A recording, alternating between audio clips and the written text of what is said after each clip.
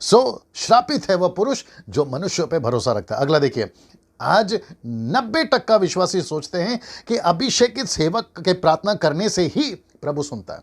यह गलत विचारधारा लोगों की है। मुझे नहीं समझ में आता सर, विश्वासियों, पुरुष और स्त्रियों, मैं दोनों से बात कर रहा हूं। आपको ऐसा क्यों लगता है कि हम सेवक, चाहे देसी हो या विदेशी हो, आपको ऐसा क्यों लगता है कि हमारे द्वारा ही परमेश्वर अद्भुत काम करेगा? याकूब की किताब उसका 5वां अध्याय वचन 16, 17, 18 तक पढ़ोगे तो वहां लिखा है कि धर्मी के प्रार्थना के प्रभाव से, तो धर्मी आप भी तो है ना। ये किसने कहा कि सेवक केवल पास्टर धर्मी है?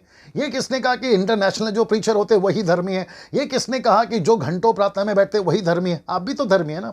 परमेश्वर यीशु मसीह ने हमारे कुछ अच्छे कामों के कारण हमको धर्मी नहीं बनाया सर। परमेश्वर यीशु पर विश्वास करने के चलते आप और हम धार्मिकता में गिने जाते हैं। याकूब की किताब में वही तो लिखा है कि धर्मी के प्रार्थना से, तो धर्मी तो आप भी हैं। वो हर बहन, बड़े ध्यान से सुनना, वो हर बहन जो अभी इस वक्त देख रही है, आप धर्मी हैं। वो हर जवान लड़की आप धर्मी हैं, वो हर जवान लड़का आप धर्मी हैं, और वो हर एक पुरुष आज धर्मी है। परमेश्वर कहता है कि तुम भी धर्मी हो, तुम डायरेक्ट प्रार्थना करो। इसको देखिए, पर ऐसा नहीं है सर कि सेवकों के प्रार्थना करने से सब कुछ होता है, ऐसा नहीं है। इसलिए अपना और अपने बच्चों का नाम, क्योंकि उनकी सोच है ना कि सेवकों के प्रार्थना करने से, इसको जरा ठीक से देख लीजिए, उनको ऐसा लगता है कि हमारे बच्चों का नाम जीसस कॉल्स या फिर ऐसी कोई भी मिनिस्ट्री, नेशनल हो या इंटरनेशनल हो, उनको ऐसा लगता है कि उनके बच्चों को अगर हम उसके फॉर्म में भरकर शामिल कर दें तो वो प्रार्थना करेंगे तो हमारे बच्चे सलामत रहेंगे। सर बड़े ध्यान से सुनिएगा, ये सब बकवास है। मैं वापस कहता हूं, ये सब उल्लू बनाने का बिजनेस है। ऊपर से ये जब फॉर्म भरवाते हैं और कहते हैं कि हमारा यूथ क्लब, यंग क्लब, वो क्लब आप ज्वाइन कर लीजिए, फिर आपकी मंथली फीस वहां चली जाती है, आपका ताइद चला जाता है, आप आपके पास्टर को नहीं देते, चर्च को नहीं देते, आप कहीं और देते हैं। ताइद के ऊपर मैं वीडियो बना चुका हूं, वो अलग विषय है, उसको मिक्स नहीं करना, ठीक है ना।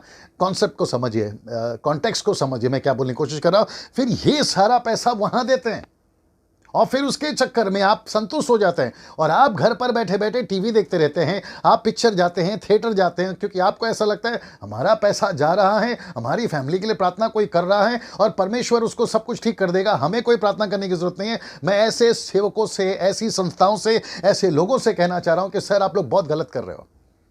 आप लोगों की आदत बिगाड़ रहे हो, आप विश्वासियों की आदत बिगाड़ रहे हो, आप ऐसे परमेश्वर के जनों के बीच में आ रहे हो, जबकि उनको परमेश्वर से डायरेक्ट रिश्ता रखना आपको सिखाना है, लेकिन आप उनके बीच में आ रहे हो। एक वीडियो किसी ने डाला था बीच में, वो कह रहे थे, बैनी हिन का वीडियो था वो कह रहे थे कि क्योंकि बैनी हिन ने उसमें प्रचार किया है कि किसी अभिषेकित सेवक के खिलाफ बात नहीं करना है, नहीं तो तुम पे श्राप आएगा, तुम मर सकते हो। ठीक है, मान लिया, लेकिन क्या हम अंधे बन के फिर भी चलते रहें? क्या हम ब्लाइंड हो जाएं? गलत को गलत बोलना, सही को सही बोलना समझदारी है, मूर्खता नहीं है। मूर्खता तो तब हो जाएगी कि गलत हो रहा है फिर भी चुप बैठे हो, यह मूर्खता है। मुझसे किसी ने कहा नम्र रहना है। नम्रता का मतलब यह नहीं है कि आप पाप को बर्दाश्त करो, नम्रता का मतलब यह नहीं है कि आप गलत को बर्दाश्त करो। यीशु ने कहा है तुम्हारी बातें हाँ की हाँ और ना की ना। ऐसा क्यों कहा फिर उन्होंने? ये भी तो प्रश्न उठता है ना। अब आपको समझना बहुत जरूरी है कि हम किसी सेवक के बारे में नहीं बोल रहे हैं, हम किसी संस्था के बारे में नहीं बोल रहे हैं, हमको किसी से कोई मतलब नहीं है, लेकिन कोई परमेश्वर के वचन को बिगाड़ता है। जैसे मैंने अय्यूब की किताब 42 का 7 पढ़वाया, तब परमेश्वर को गुस्सा आता है, और डैनियल राज को भी कुछ 5-6 साल से गुस्सा आ रहा है ऐसे लोगों के ऊपर जो परमेश्वर का काम बिगाड़ रहे हैं। मैं किसी का मजाक नहीं उड़ाता, लेकिन मैं किसी को परमेश्वर का मजाक उड़ाने भी नहीं दूंगा, यह बात तो तय है।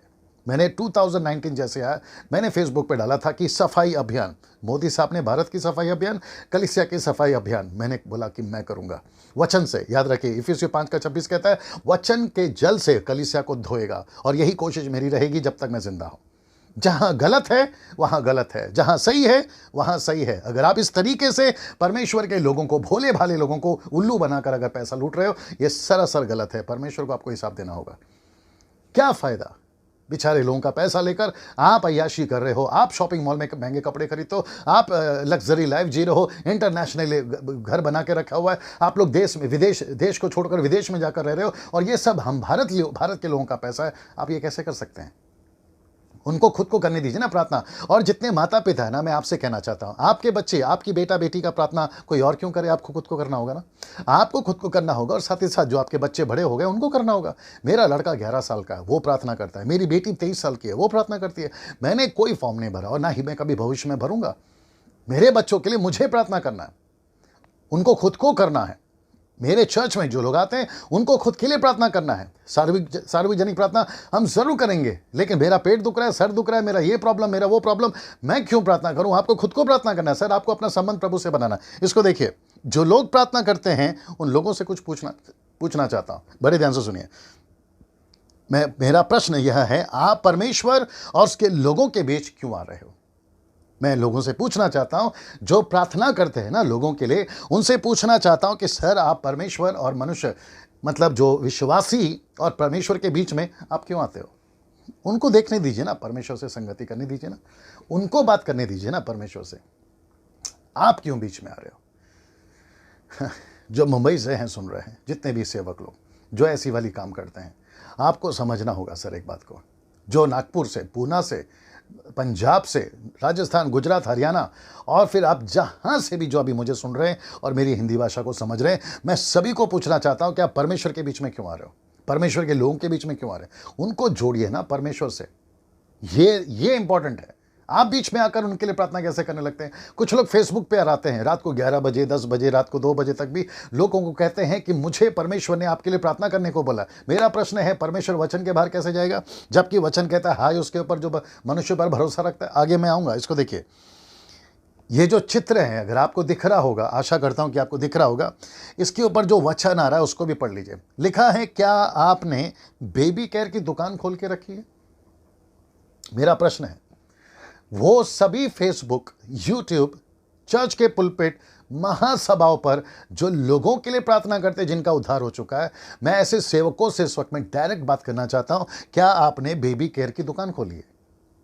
क्या आपने उनका ठेका लिया हुआ है। एक तरफ से आप प्रार्थना तो करवाते हो, ऊपर से आप उनको अपना फ़ोन नंबर देते हो, ऊपर से आप अकाउंट नंबर देते हो, और उनको कहते हैं कि अगर आपको मेरी मिनिस्ट्री अच्छी लगी, मैंने आपके लिए प्रार्थना किया है, इसलिए आप मुझे पैसा भेजिए। और एक चीज़ बोल देता हूँ, खास करके महिलाओं को, हम भारतीय लोग बहुत ज़्यादा भावुक हो जाते हैं। जब कोई हमको कॉल करता है, भावुक हो जाते हैं। कोई प्रभु का बड़ा दास कॉल करता है, हम भावुक हो जाते हैं, इमोशनल हो जाते हैं। मैं भी हुआ करता था, लेकिन 5-6 साल से मुझे भी अकल आ गई। और जब कोई कॉल करके बोलता है कि सिस्टर, मुझे प्रभु ने आपसे के लिए प्रार्थना करने के लिए बोला है, बहन, मुझे प्रभु ने कहा है कि मैं आपके लिए प्रार्थना करूं, आप अभी ये समस्या है, आप अभी वो समस्या है, बस वहीं पे हम ढीले पड़ जाते हैं, और वहीं पर वो जो वुल्फ है, भेड़िया, वहीं पर आपका फायदा उठाता है। फिर वो कहता है कि मुझे पैसे भेजो, फिर वो कहता है कि मेरे संपर्क में बने रहो। तो मैं ऐसे लोगों से पूछना चाहता हूं जो प्रार्थना करवाते हैं, जिनको कॉल आता है, आपका चर्च का पास्टर बेचारा वो कहां जाएगा। आपका चर्च कहां जाएगा। अगर आप ऐसे करोगे किसी दूसरे के सेवक को, जो कि बाहर से आपको जानता तक नहीं है, आप उसकी बात सुनकर आपके पास्टर से प्रार्थना करवाना बंद कर देते हो, क्योंकि वो प्रार्थना कर रहा है, क्योंकि वो बड़ा फेमस आदमी है और वो बड़ा नामचीन आदमी है। ये क्या चल रहा है बताइए। गड़बड़ कर रहे हैं ना ये सर। इसलिए मैं वापस कहता हूं, इसको देखिए, एक और नया चीज आजकल निकला। क्या है देखिए, जिसको कहते हैं प्रेयर सीड, मतलब प्रार्थना का बीज। आप क्या करिए, मुझे एक एनवेलप में पैसे डालिए, और ये पैसे नहीं है, ये बीज हैं, और आप इसको बो रहे हैं ताकि परमेश्वर आपको आशीष देगा। आपका कर्जा चला जाएगा, आपका कैंसर ठीक हो जाएगा, आपका हार्ट अटैक ठीक हो जाएगा, ये वो अलाना फलाना, ये सारी चीजें, और उसका नाम है प्रेयर सीड। बेवकूफ का वाला हरकत है ये। मैं वापस कहता हूं, ये मूर्खता वाला हरकत है, बेवकूफ़ी वाला हरकत है। नहीं करना है आपको ये चीज़, क्योंकि परमेश्वर कभी भी पैसे के लिए लेकर आपके, ऐसा कोई सिस्टम बाइबल में नहीं है। मैं ओपन चैलेंज देता हूं, ऐसा कोई एक वचन निकाल कर बता दीजिए जहां पर लिखा हो प्रेयर सीड। ओपन चैलेंज है। मुंबई से, नागपुर से, पूना से, AP, KP, MP, UP, Goa, Jammu Kashmir, Pakistan, Sri Lanka, आपका मॉरिशस, आपका इटली, आपका यूके, यूएसए, आप जहां से भी आते हैं, ओपन चैलेंज है आपको। निकाल के बताइए, एक वचन निकाल के बताइए जिसको कहते हैं प्रेयर सीड। कहां से लेकर आए सर ये नया कॉन्सेप्ट। और बिचारी जो हमारी कलीसिया के लोग हैं ना, बेचारे भोले भाले लोग, देश से विदेश से, ये सब हम जैसे सेवकों का जैसे ही फोन आता है टीवी पे, हमको सुनते हैं, पागल बन जाते हैं, और वो कहते हैं कि प्रभु का दास बोल रहा होगा तो सच ही बोल रहा होगा, ऐसा कुछ होता होगा। यार आप भी तो बाइबल पढ़ा करो, आप भी तो वचन को समझा करो, तब जाकर आपको भी पता चलेगा कि दरअसल में गड़बड़ कहाँ है ना। इसको देखिए, कौन लोग ऐसा प्रार्थना करते हैं रात को फेसबुक के ऊपर या यूट्यूब चैनल के ऊपर या फिर महासभाओं में? ऐसे लोग करते हैं जिनके पास कोई बुलाहट नहीं होती। ऐसे लोग करते हैं जो मिनिस्ट्री से निकाले जा चुके हैं। ऐसे लोग करते हैं जिनके पास सिर्फ एक ही मकसद है और वो है फेमस होना। ऐसे लोग करते हैं ये। एक व्यक्ति बीच में, नाम नहीं बताऊंगा, वो कहता है कि मैंने ऑनलाइन चर्च स्टार्ट किया। मुझे नहीं समझ में आती ये बात। माना कि हम लोग आधुनिक युग में हैं, माना कि हम लोग टेक्नोलॉजी के युग में हैं, लेकिन ये ऑनलाइन चर्च क्या होता है? चलो ठीक है, आपने ऑनलाइन चर्च शुरू किया, आप विश्वासियों को ऑनलाइन में क्यों जोड़ रहे हो? आप विश्वासियों को जोड़िए ना, अरब कंट्री से जोड़िए, इराक से जोड़िए, इंडोनेशियन लोगों को जोड़िए, पाकिस्तान से लोगों को जोड़िए। ऐसे कितने कलकत्ता के लोग हैं जो अभी भी सत्य को नहीं जानते, उनको जोड़िए ना। जो पहले से प्रभु में, आप उनको क्यों बोल रहे हो कि मेरा ऑनलाइन चर्च है और मेरे पास में इतने लोग हैं? ये तो मूर्ख बनाने वाली बात हो गई ना। बेचारा जो चर्च का पास्टर है, फिर वो कहाँ जाएगा अगर आप ऑनलाइन चर्च शुरू करेंगे? मैं इसके सख्त खिलाफ हूँ। और जितने लोगों ने ऑनलाइन चर्च को अभी तक जोड़ कर रखा है, मैं कहना चाहता हूँ कि जितना जल्दी हो सकता है ऐसे लोगों को ब्लॉक करिए, मत जोड़िए ऐसे लोगों को। आप परमेश्वर के वचन के खिलाफ जा रहे हैं। कुछ लोग मुझे अभी बोल सकते हैं, यूट्यूब के नीचे डाल सकते हैं, या फिर कोई सेवक सुन रहा होगा तो वो मुझे कॉल करके भी बात कर सकता है, आप कौन होते बोलने वाले? तो फिर मैं उसको पूछूंगा, वचन के बाहर जाकर आप कौन होते यह हरकत करने वाले? वचन के दायरे में आकर बात करिए ना, वचन में रहकर मिनिस्ट्री करिए ना। ना, इसको देखिए पहले, my open challenge to those people who do this kind of activities, show me single scripture where it say go and start praying ministry. Open challenge. मुझे एक वचन ऐसा निकाल के बताइए कि जो कहता है जो उद्धार पाया है उसके लिए आप मिनिस्ट्री स्टार्ट करिए, प्रेइंग मिनिस्ट्री स्टार्ट करिए। मैं वापस कहता हूं आपको, निकाल के बताइए। मैं यूट्यूब पे आना बंद कर दूंगा, फेसबुक पे आना बंद कर दूंगा, अगर आपने मुझे एक वचन निकाल के बता दिया। आप नहीं निकाल पाओगे। जिसको 18 पता है ना, उसको 17 मत सिखाया करो। जिसने पढ़ रखा है ना, उसको मत सिखाया करो। जो चीज़ें हैं उस पर फोकस करिए, जो चीज़ें नहीं हैं उसके ऊपर फोकस मत करिए। जितने विश्वासी अभी सुन रहे होंगे, मेरे 23,000 सब्सक्राइबर्स, मैं उनसे भी कहना चाहता हूं, अगर आपने ऐसी कोई ग्रुप को ज्वाइन करके रखा है जो आपके लिए प्रार्थना करती है, जितनी जल्दी हो सकता है उसको ब्लॉक करिए, अनसब्सक्राइब करिए। उनको कॉल भी मत करिए, खुद बैठिए घुटनों पर, खुद बैठिए प्रार्थना में, खुद संगति करिए। और मैं समझता हूं कि इस वक्त मेरा परमेश्वर सुन रहा होगा, वो भी आपसे खुश हो जाएगा जब आप किसी एजेंट के थ्रू नहीं, किसी माध्यम के थ्रू नहीं, डायरेक्ट परमेश्वर के पास में जाते हैं। इसको देखिए, आज 90% चमत्कार और चंगाई और छुटकारे की प्रार्थना सिर्फ किसके लिए हो रही है? विश्वासियों के बीच में। सीधस मेरा प्रश्न है, विश्वासियों के बीच में छुटकारे की सभा क्यों? विश्वासियों के बीच में चंगाई की सभा क्यों? विश्वासियों के बीच में छुटकारा वाली बातें क्यों? ये सब विश्वासियों के बीच में क्यों? आप विश्वासियों के बीच में जाइए ना।